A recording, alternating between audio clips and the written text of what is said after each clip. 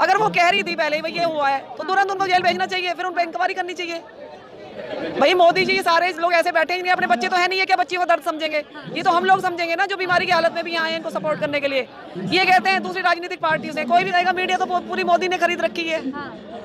जो कोई मोदी के खिलाफ बोलता है, जो भी कुछ आवाज उठाता है तो उसको दबा दिया जाता है, उस पर केस कर दिए जाते हैं या उसको धमकियां दे दी जाती हैं। पूरी गोदी मीडिया है ये। मोदी मीडिया किसे कहते हैं? ये जब से मैं बताऊं आपको, जब से ये मोदी का राज आया है उससे पहले मीडिया स्वतंत्र थी। मीडिया मतलब उसमें कोई पक्षपात नहीं होता था, जो जैसा है वो वैसा दिखाया जाता था एक आध चैनल को छोड़ के। लेकिन अब हम क्या देखते हैं, हमने तो टीवी बंद कर दिया है, टीवी बंद कर दी, पूरा टीवी बंद कर दिया, देखना ही बंद कर दिया, समाचार हमारे यहाँ नहीं चलते हैं। क्या देखते हैं? क्योंकि अब देखिए हमारा ना तो हम किसी राजनीति से हैं, ना हम कोई ये है कि हम किसी स्वार्थ को लेके इधर आए हैं। जब हमारे देश की नारी शक्ति, हमारी देश की बच्चियां, हमारी जो इतने इतने बड़े मेडल लेके इस देश का नाम गौरवित कर रही हैं, जब वो यहाँ आके इतने लंबे टाइम से धरने पे बैठी हुई हैं, उनको न्याय नहीं मिल रहा है, तो हम उनको न्याय दिलवाने के लिए इधर आए हैं। जब जो इतने इतने बड़े ओलंपिक, इतने बड़े बड़े मेडल हमारे देश का नाम रोशन कर रही है, उनको लेके आ रही हैं, जब वो इतना दुखी हैं, उनको न्याय नहीं मिल रहा है, तो जो आम लोग हैं तो वो कैसे आवाज उठा सकते हैं जब उनकी आवाज को दबाया जा रहा है? तो हमारा तो आने का उद्देश्य यही है। मीडिया में कहीं ना कहीं ये दिखाया नहीं जा रहा है। मीडिया में कहाँ से दिखाया जाएगा? मीडिया तो पूरी मोदी ने खरीद रखी है। जो कोई मोदी के खिलाफ बोलता है, जो भी कुछ आवाज उठाता है तो उसको दबा दिया जाता है, उस पर केस कर दिए जाते हैं या उसको धमकियां दे दी जाती हैं।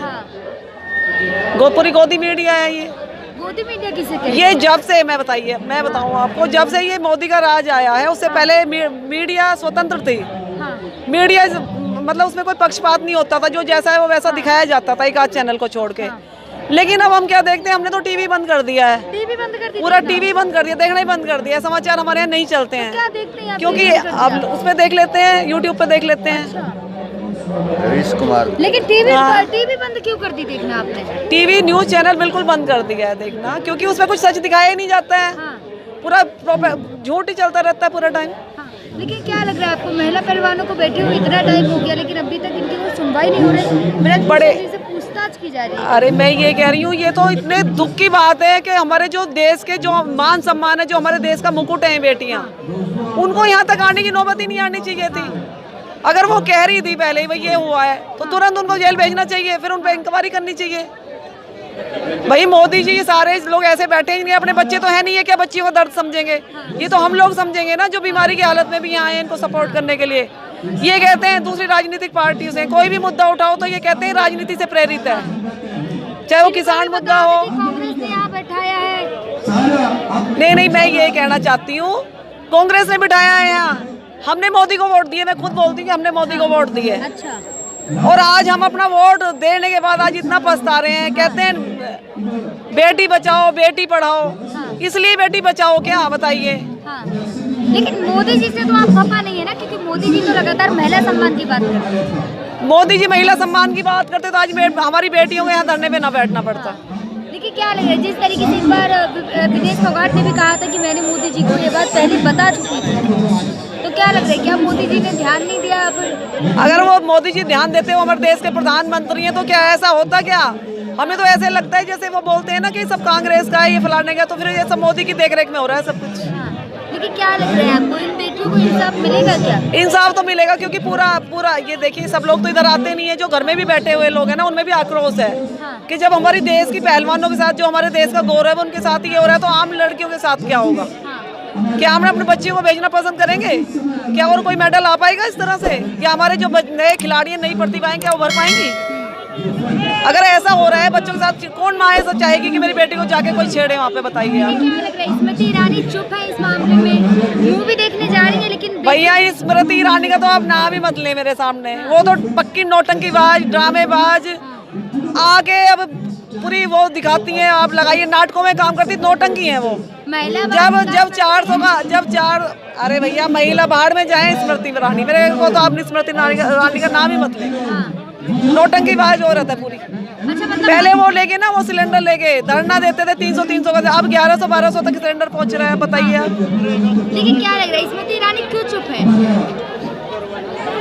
स्मृति ईरानी क्यों? भाई वो सब एक ही थैली के चट्टे बट्टे हैं ना। वो सब एक ही सारा सब कुछ क्या है। लग रहा है स्मृति ईरानी यहाँ आएंगी जंतर मंतर पे?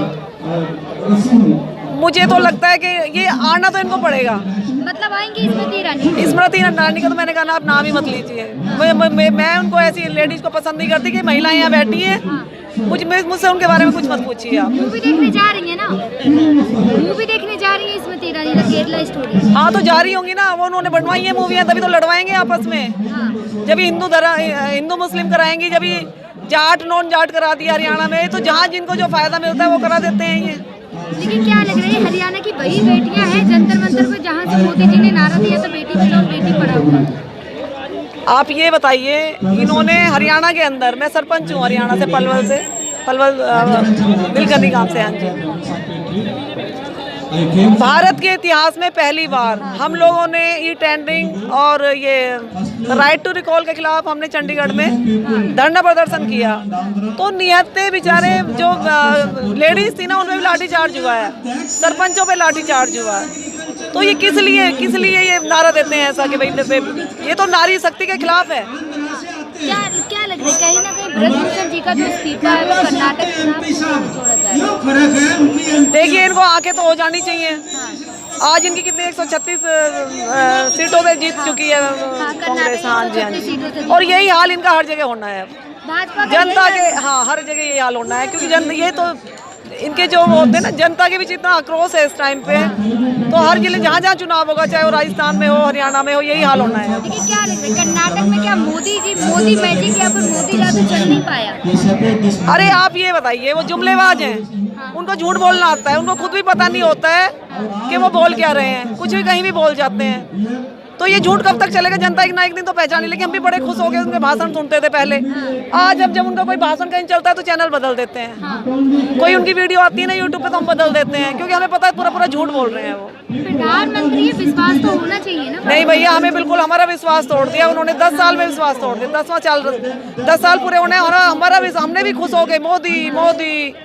हमने भी, मतलब देखिए, हम ना तो किसी कांग्रेस से हैं, ना हम किसी और पार्टी से हैं, है ना। हम तो आम लोग हैं, ना हमें राजनीति से कुछ लेना देना। लेकिन अगर हमारा भी दिल दुखी है, हम भी उनके खिलाफ बोल रहे हैं, हम वोटर हैं उनके, ऐसा नहीं वोट दिया है उनको, पर आगे से हम नहीं उनको वोट देंगे।